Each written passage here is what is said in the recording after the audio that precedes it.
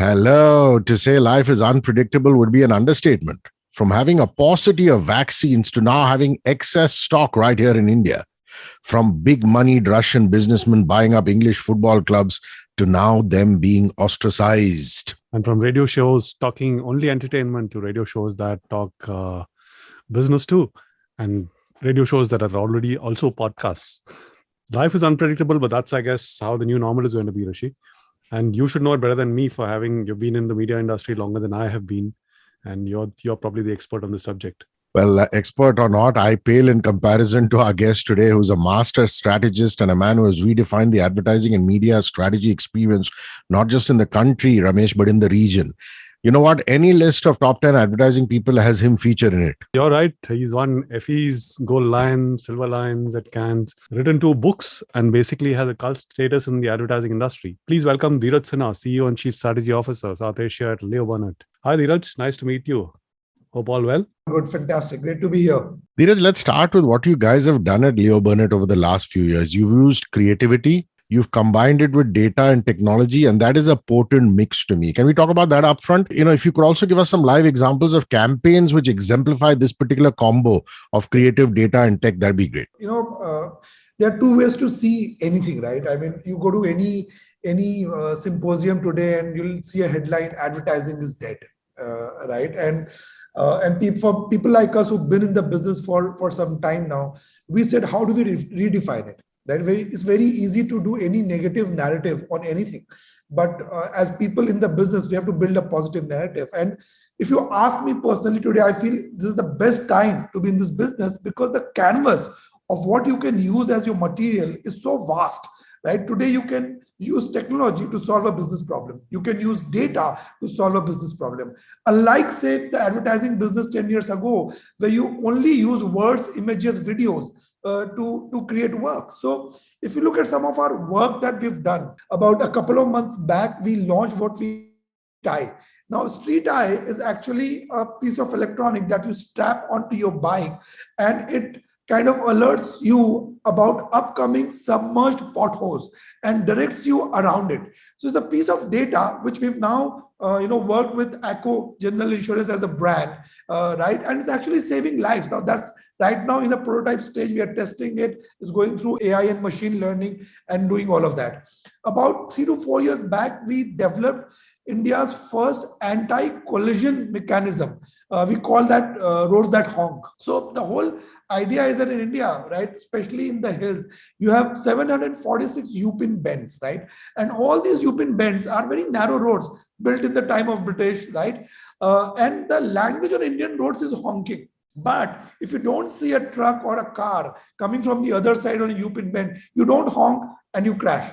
So we built radar posts which lie on both sides of the road. They communicate to each other and release a honk and a light. Now we developed this 4 years back, but technology has changed. So now we are releasing roads that honk 2.0. In fact, as we speak, 2 of those posts are going up in Arunachal and Hrishi K, right? Where now we've brought in AI recognition. So it now says that this is an elephant, this is a car, this is a truck, and therefore selectively honks.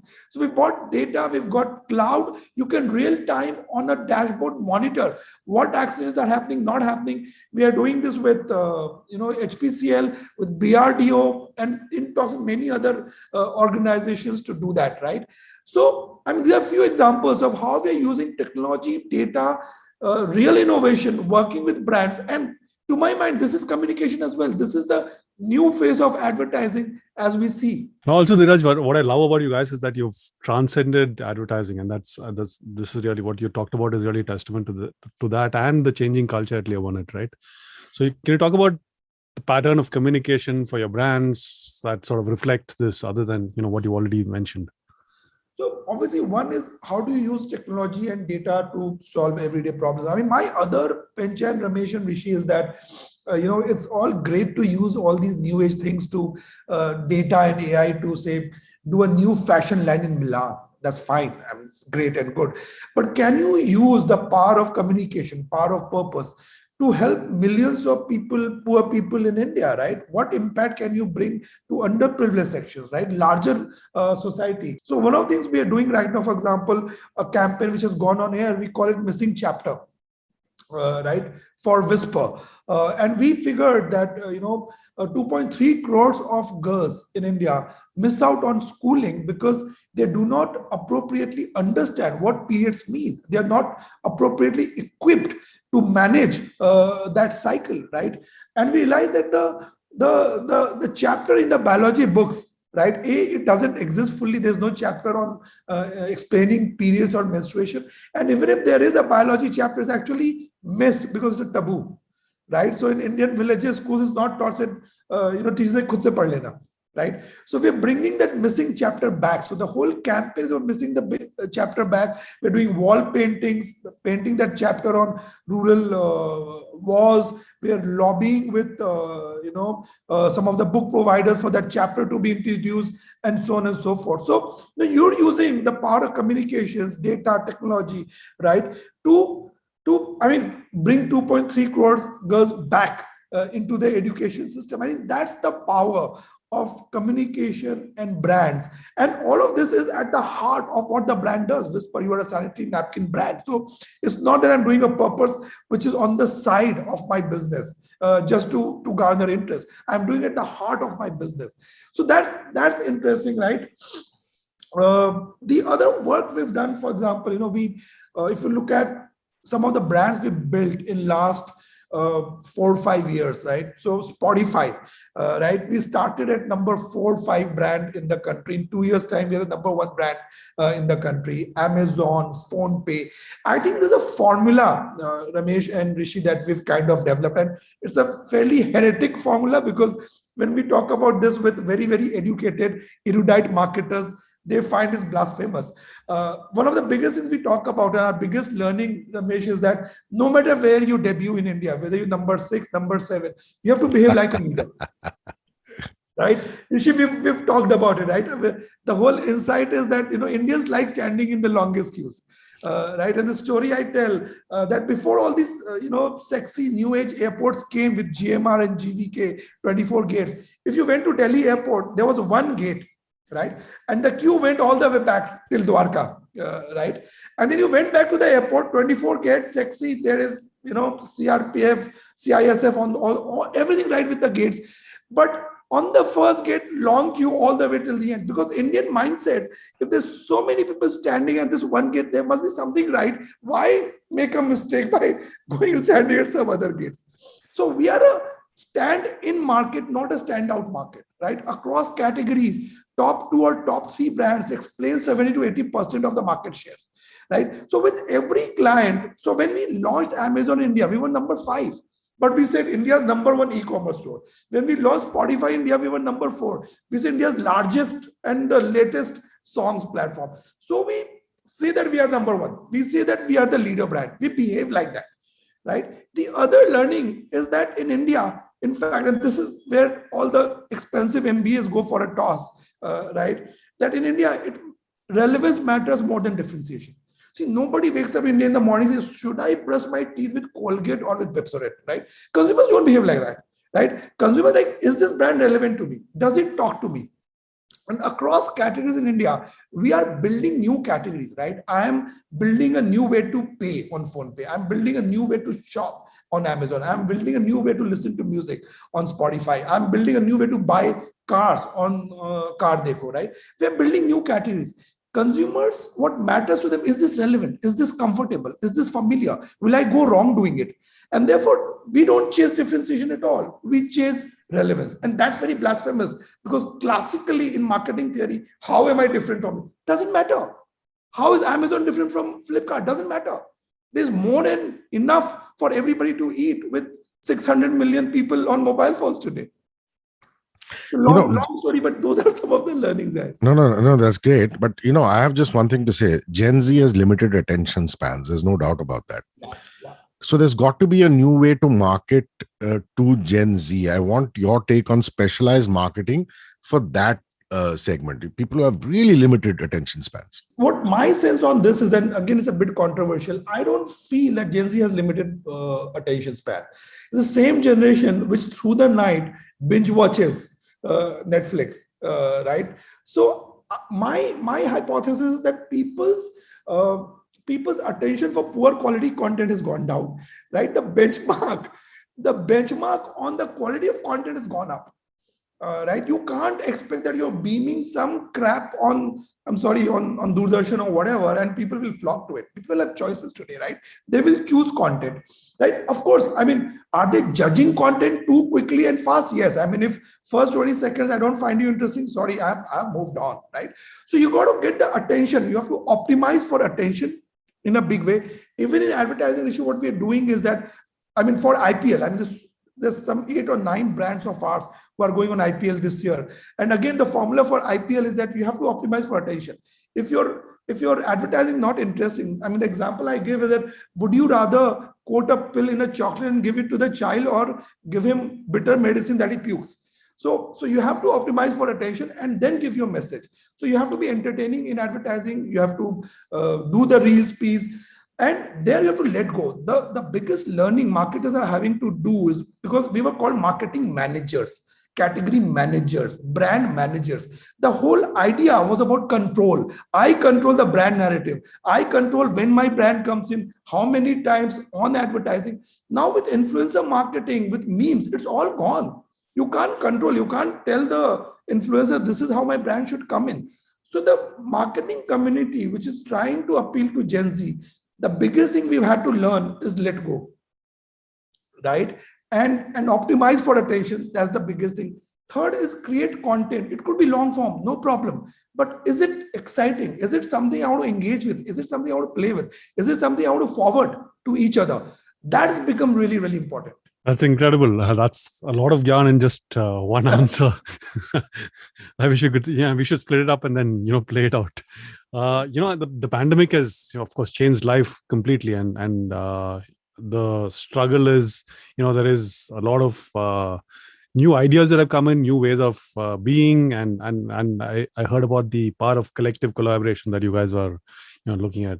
Talk about Leo Burnett's new age thinking and the dividends that you're reaping as a result of that. Yeah, no, absolutely. I mean, so obviously one part of new age thinking is using data, technology, using newer materials to paint the canvas, which we spoke about. The other thing is how we work, right? I mean, classically in advertising, I mean, I was under the wings for good 6-7 years, writing stuff for my bosses, right? And you come, and I mean, in any other industry, say investment banking, right? You might be 2-year-old out of MBA. You are making decisions on 5,000 crores of investment, right? It's only in our business, people say, oh, he's too young. Oh, let me hide them. And I ask people, I mean, but we hire adults, right? So where are we hiding them? So one of the things we've done is a huge empowerment of young folks, right? Because half the things they know, we don't know, right? And clients love it. It's a myth that you unleash young people on client and they say he's not mature. Absolutely a myth. Our biggest businesses and pitches have been won by somebody who was 3-year-old, has a 1.5 million followership on Instagram, right? That guy single-handedly kind of skewed the whole. So one is empowerment of the young, right? So whether we are doing a workshop, increments, bonuses, we make sure it's not driven by hierarchy and age. We'll always find a younger people representation. So that's one. Second is, I mean, we just build a new office and at one level it's just real estate, but at another level, it's a reflection of the culture. So there are no cabins, right? There's no storage. And my finance guys came very heavily that we have files to store. I said, but what are you going to do with 1975 files? Either which way, right? When did you bring that into play? And today, everything is electronic, either which way. But yeah, I consider we've given them a small storage, which is hidden, but no storage. So we're saying keep the pictures of your loved ones, pets in your heart, because it is fluid seating. So you come and you sit at any part of the office. But what we've done, Ramesh, is that, I mean, we were given a 14th floor and I was scared that it'll be a cookie cutter, cut office, and it'll be very boring for a creative fraternity. So the brief I wrote, I said, I want to build India's largest coffee shop, right? Because a coffee shop, doesn't judge you. It doesn't say, oh, you are vice president and you are senior executive vice president, I will give you different coffees. Coffee shop says, okay, 5 people have come, they are hanging around on a round table, they are having coffee. In a coffee shop, it's the quality of conversation, it's the quality of thinking, ideas that determine the space, not your designation, not who you are, not who knows you, right? And a coffee shop doesn't impose itself with its color. So the first time we were talking to architects about interiors, they said, oh, you are a creative agency, we will put yellow color and pink color. I said, no, our people bring the color. I don't want the walls to have the colors.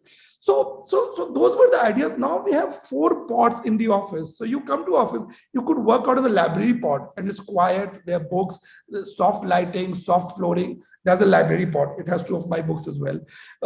You could work out of the cafeteria, which is buzzy, like a cafe. There's a coffee machine buzzing there. There's croissant there. You could work out of coffee shop. You could work out of the media center, which is developed like a media center. This is a room which is glasses. If you're narcissistic, you could see various versions of yourself. Or you could work out of a conservatory, which has trees going all the way to the roof.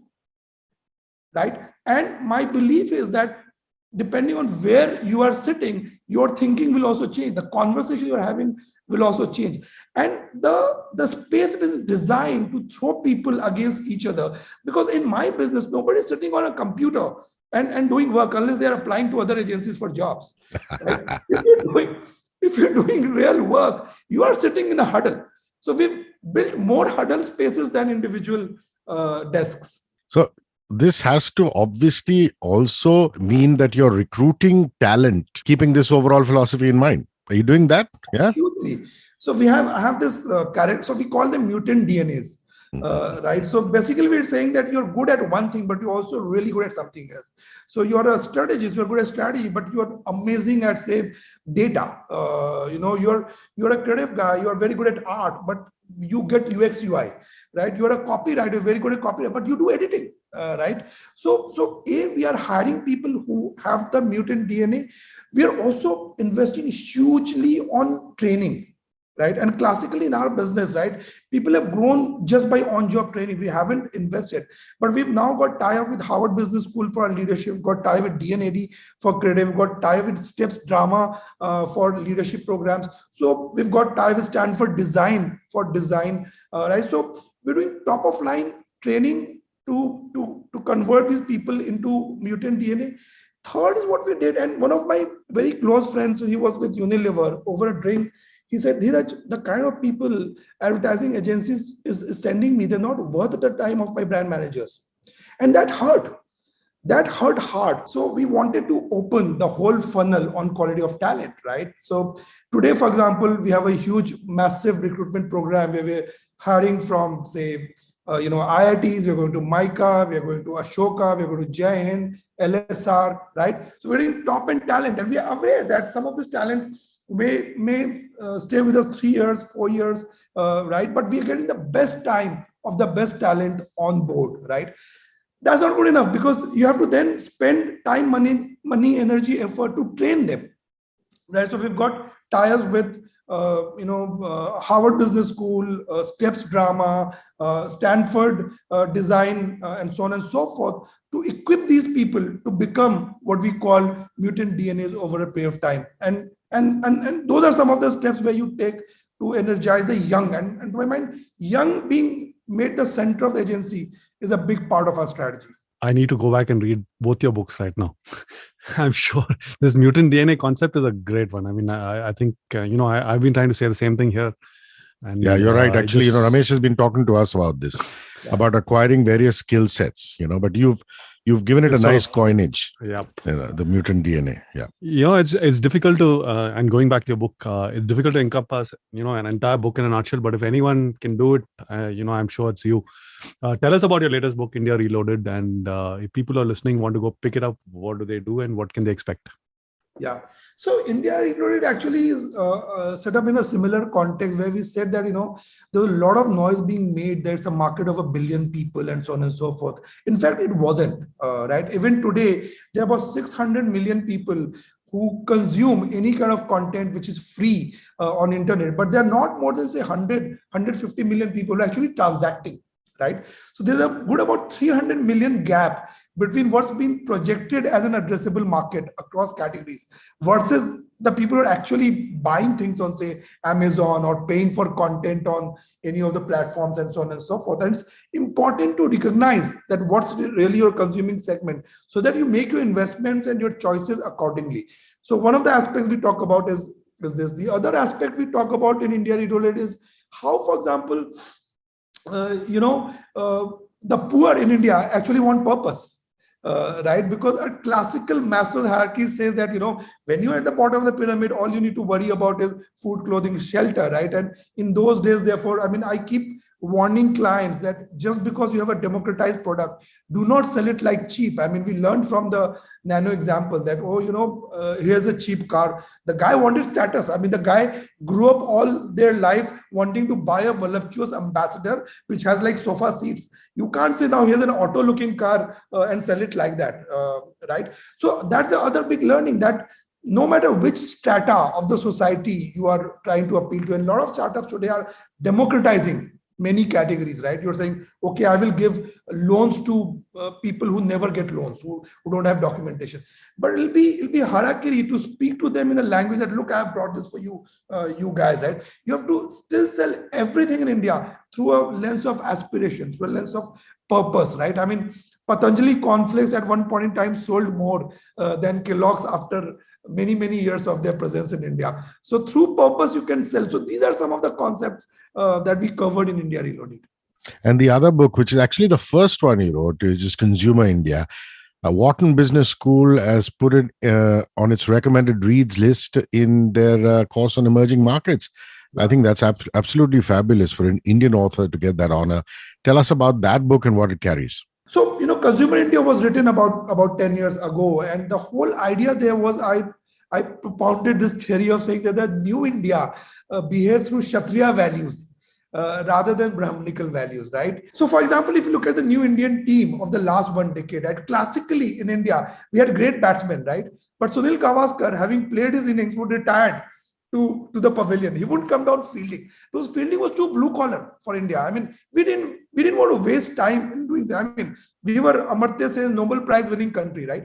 But if you look at the new India, right? Look at the startup world, right? Hustle is now become important, right? So we are from a very Brahmanical mindset, we are now turning into a Kshatriya culture where chasing the last mile, right? In India, classically, you made houses, but you didn't plaster them. That was not required, right? But today, chasing the last mile, making things look good, all those values have become critical. And that was the heart of Consumer India, where we talked about the Kshatriya values of bias for action, currency to extrinsic values, and so on and so forth. And that was a premise of that book. I think this is one podcast that people will have to listen to again and again and again. Distill all of that, which all of the stuff that you've said. Let's get back to some hardcore advertising, Dheeraj. Most of your wins over the last few years have been with integrated mandates, and people like us are always struggling with these changes in the industry and so on. Clients seem to prefer their hybrid models, and talk about how all this came about and what's happening in that space. Yeah, see, I think clients, there was a disintermediation in our business, and that was a supply side issue. We broke media, we broke digital, we broke creative, right? There was one point in time, one of my clients at a big e-commerce platform was managing 17 agencies. Poor guy used to come with his t-shirts and Bermudas in office during the sale time. And I said, let me solve it for you. Right. And therefore, the whole idea now with Power of One at Publicis and at Leo Burnett is that we give our clients full funnel solution with one throat to choke. So if you're signing up Leo Burnett, you get everything from strategy to mainline to digital to ORM to e-com solutions to D2C to media, everything through one window. So there's one set of team which is managing and integrating everything for you. You have one throat to choke, and the brand narrative is therefore coherent, right? And what I talk about is in today's time, because we have so many medium, brands can tell multiple stories, unlike the TV days. So I can have one story which is running on TV. I can have another story running on digital. I can have another story running on programmatic. But how does each of this talk to each other? So I talk about brand narrative, but platform native, right? And that's what we're able to deliver in an integrated way through the power of one solutions in one shot. And I think clients are loving that. Nice. Just jog a memory back. The most memorable festive marketing campaign you have done, what would that be and what makes it memorable for you? Festive marketing campaign. I would say the work we did for Amazon, right? The whole idea of the Great Indian Sale and that logo, iconic logo, is actually done by Leo Burnett, right? And it's now part of history. I mean, the way it's panned out over the year and year. Yeah, that's the one which comes to my mind. Add-on question to that, is there this festival market anymore? Everybody is trying to preempt the festival sale and sort of doing their mega online sales separately, and sooner or later it sort of will get equalized, right? So what's happening on that in that space? See, from a consumer demand perspective, Ramesh, we definitely see a huge uptake in October, November, December cycle for multiple reasons. Because Diwali, etc., is still very Diwali, Dashera is still culturally very relevant to India. It also coincides with the agriculture cycle, which is a large part of the market in India. So, in fact, for last 2-3 years, despite the pandemic, O&D is delivered hugely for all clients across categories. So strangely, the festival marketing still does pay up for that time being really ripe from a consumer demand perspective. How have you seen campaign briefs to digitally focused agencies change over the years, especially now post the pandemic? See, I think the way clients are coming to us nowadays are coming with their problems. So clients are not coming to us saying that, give me a campaign or whatever. They're coming to us with a problem. They're saying, you know what, I've got first 100 million consumers. I'm finding it difficult to get to next 200 million consumers. What can we do? Or you know what, I'm this new, home lab test startup. How do I get into this category? How should I speak? Right up to with a lot of clients, we are in fact also advising that maybe you should go on IPL. Their strategy is also helping them choose media, for example. So a lot of the briefs and a lot of conversations, especially with founders, new age companies, is pretty upstream, Hrishi. So they're not coming with, I want a campaign. They're coming with, this is the objective I need to solve. Help us solve this through multiple interventions. What do you think of you spoke about some of them actually. What are broad consumer behavior shifts that you're observing in the market over the last few years? Post-pandemic, I think there is some change again. So what do you think would be the lasting sort of shifts that would happen now? See, some of the stuff, Ramesh, we've seen as, so one of these we call is a lipstick effect, right? Because, people have stayed home for 2 years, 3 years.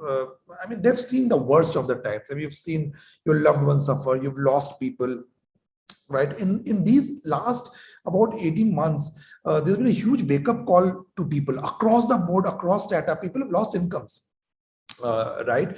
So as a result of that, there are 2 or 3 things happening. One is consumption of smaller things have gone up to say that, okay, I have little money, I want some joy in life, right? So we've seen consumption of smaller things across the board has gone up, which we call lipstick effect, right? Small things that give you joy in a big way. There's been a resetting of priorities as well in a big way. Everybody at their level is asking that what's life? And if this is life, how do I live it? Right. So earlier, for example, about 10 years back, we would never do a campaign saying, if you want it, do it in India, because that's indulgence and we don't promote indulgence in India. But today, the consumers are wanting to indulge themselves. Nobody knows how long this is going to last, right?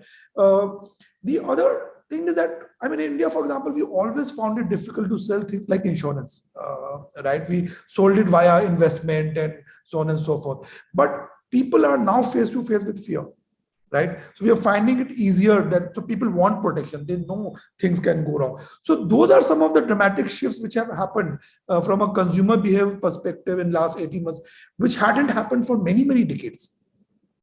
Will we see any consolidation happening in the agency space? Agencies scaling up or buying to get an expertise they don't have? I think that will continue to happen, Hrishi, right? Because things are changing at such a rapid pace, right? With metaverse, right? Technologies such as AR, VR, and so on and so forth, right? What we do, particularly at Leo Burnett and Publicis Group, is a lot of these expertise are inside, but we also collaborate with specialists. But in times to come, you will see, you're right, you will see more and more specialization come in. You will not see acquisitions in the same space. So, I mean, you wouldn't go out and buy another creative agency today, but you will go out and buy a VR specialization. You will go out and buy, say, a metaverse specialization. I mean, at Publicis now, I mean, Epsilon was a big acquisition because data was important, right? So that's really the direction. I think agencies will go more and more in marketing technology and technology per se, and that's where the acquisitions and consolidations will really happen. You're one of those believers in audio, and what do you see as the future of audio? We are interested in that business, and we are talking about radio moving to audio now. So what do you see as the future of audio in India, and are we building it the right way? Monetization, is it going to happen? What do you think?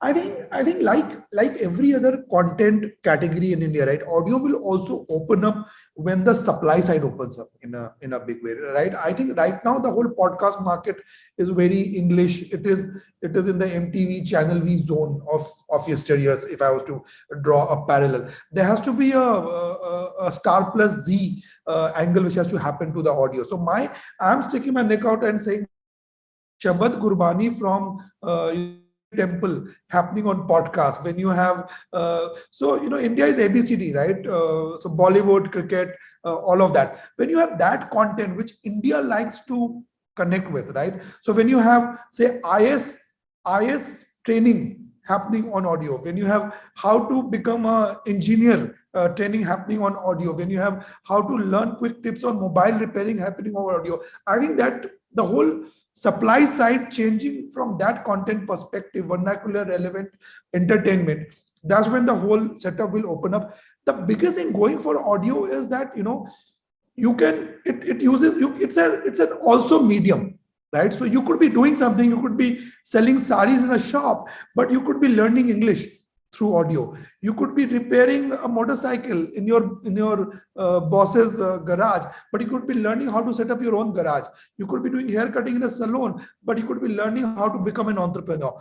So that, to my mind, is the big advantage of audio, which video doesn't have. And that combined with the right content, I think is the inflection point for audio. Would you say, Dheeraj, that you were disappointed with the union budget this year from an advertising industry perspective? I mean, from a consumption expenditure point of view, where do we stand?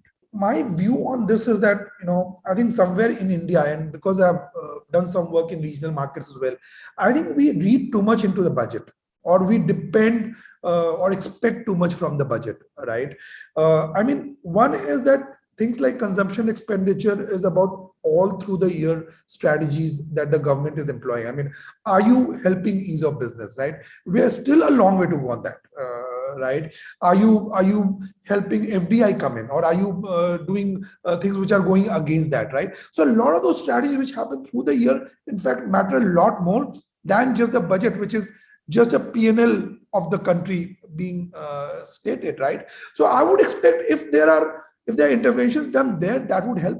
But having said that, my biggest, and I've said this in region as well, in other markets, that while, say, a China growth story is a policy-driven story, right? I mean, I will go and build Changchun into the Detroit of China. The government said they did it in 4 years, right? India is a story of people. It's not a policy-driven success.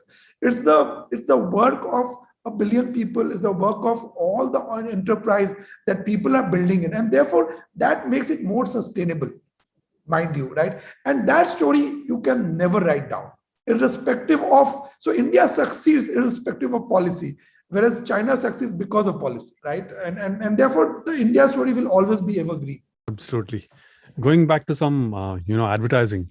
There's always this debate between creativity and business impact, and the kind of advertising which is really focused on selling something. Or what is your view on that at Leo Burnett, and what are the campaigns that you think exemplify sort of a meeting ground of both of these things? So we are very clear, that, Ramesh, all the work we do has to drive the business, right? We are in a commercial art business, right? We use creativity to drive business. Absolutely clear. So we don't do any side scam advertising just to win awards. All our work, actually, a lot of our work wins global benchmark awards. We won at Cannes, we won at DNAD, we won FEs, all the best. So we've been in Fast Company, we've been in Contagious, but all of it for work which has been central to the brand-driven business, not done for the purpose of the award. Right. So to our mind, if creativity is not moving the needle, in fact, and I remember the first campaign we were doing for Spotify, we were asked that, will this get us the numbers that we are asking? And we engineered the campaign to almost outcome guarantee, right? So when we're thinking today about brands, campaigns, advertising, whether Spotify or PhonePe or Amazon, we are very centrally thinking, will this unlock the next 10 million? Will this unlock app downloads? Will this unlock people? Is absolutely central to our thinking. So just treat this as a bit of career counseling. What are the fundamentals of a pitch? When your agency is out pitching for a mandate, what do you tell your team members to remember? Just off the top of your head, some basic ground rules. See, one is like somebody said, even funding or pitching is about the emotion that you create in the room, right? Finally, we are all irrational people, and for us, for a pitch, the energy in the room is very important, right? So it is, of course, see, I'm trying to understand your business in a 15 days time. I will never be as good at your business in a 15-day, 2-week window, but I can be very good at my work and I can bring a lot of energy. So one of the biggest things is energy, right? Second is, we agonize a lot about, are we solving the fundamental problem? Have we got the problem right? Are we solving it correctly, right? And third, we take it to the work. So everything in our pitch is produced. I mean, we leave nothing to chance. So you will see videos, you'll see music, you'll see everything. We've sung songs and pitches as well with guitar. So that's how we pitch. Energy in the room. It's our business, the radio and the audio and podcasting business. What do you think is? I mean, we're struggling, right? And there is a shift in consumer behavior and so on, and there is a little bit of a change in behavior in that sense. And what do you think is the best way to market them and get their effectiveness amplified and get more listeners on board? You have any advice for the industry? See, I have always seen radio, Ramesh, as a dual purpose medium, right? I always felt that radio has a role not just to entertain, but also to educate in some ways, right? And again, I go back to the same example, right? If I'm a guy who's sitting in a shop in Patna, right, and see, everybody in India wants to upgrade, right? But if you can help me during that 3 hours to learn something new, to learn a new skill, to learn how to open a small shop, to learn how to speak English, right? I think that's the help India needs, right? India needs platforms which can lift the plight of millions of people. Right? And radio is again a medium that it can entertain, but it can also teach. It can also give me skills. I mean, radio can be a YouTube where you can do multitask, right? And that role, if we begin to play, whether through radio, podcast, I'm saying audio in a broad sense. I'm not taking it from the entertainment role of the business. Of course, that's the biggest role and that'll stay. But I think if we layer it with this, I think we can unlock a big segment out there, right? I mean, there's a study which happens globally every year on values of every country called Roper Report. And India keeps going higher and higher every year on achievement index on that report. So basically every person in India, the guy who cuts my hair in the salon is saying, how do I open my own salon? Why do I want to work with this guy? Everybody in India is wanting to upgrade. I think we have to find a role in that narrative as a medium. Okay, with that, we dive into our lifestyle section, Dheeraj. We would like to know, first and foremost, who's a business leader that you really admire? What are those qualities in him or her that really stand out and you hope to emulate? I think a couple of them. I would say, Elon Musk for the sense of future, also a sense of brutal blaseness, saying getting things done is as important, right? I mean, a lot of people get caught in just making the right noises, never get things done. So I like his sense of action orientation, getting things done, cutting the bullshit, future orientation, and so on and so forth. I also like the Infosys founders, Narayan Murthy, the whole gang, because they didn't just build wealth for themselves, they built wealth for everybody else who was part of the game. Far too often in India, right, the equation is skewed, right? The people at the top, they go and make villas for themselves, where the people at the bottom don't get the share of the prize. And I'm extremely aware of that fact, that when you're building wealth, it has to be distributed. So I would say future orientation, distribution of success are my driving principles. These are people I really admire. What kind of music do you listen to, and what's on your playlist?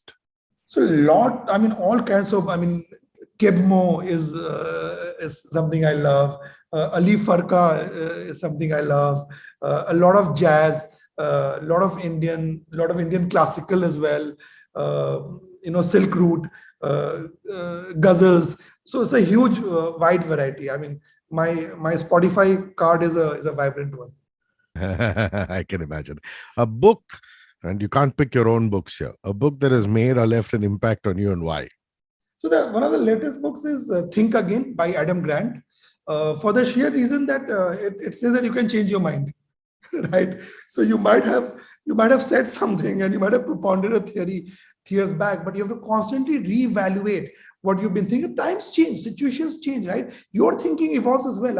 I don't think the same way today as I was thinking 10 years back. I'm a completely different person, right? I was a reluctant introvert strategist, and today I'm out there, high energy PNL leader, right? And therefore, that's the idea of constantly reevaluate your theories and Think Again by Adam Grant.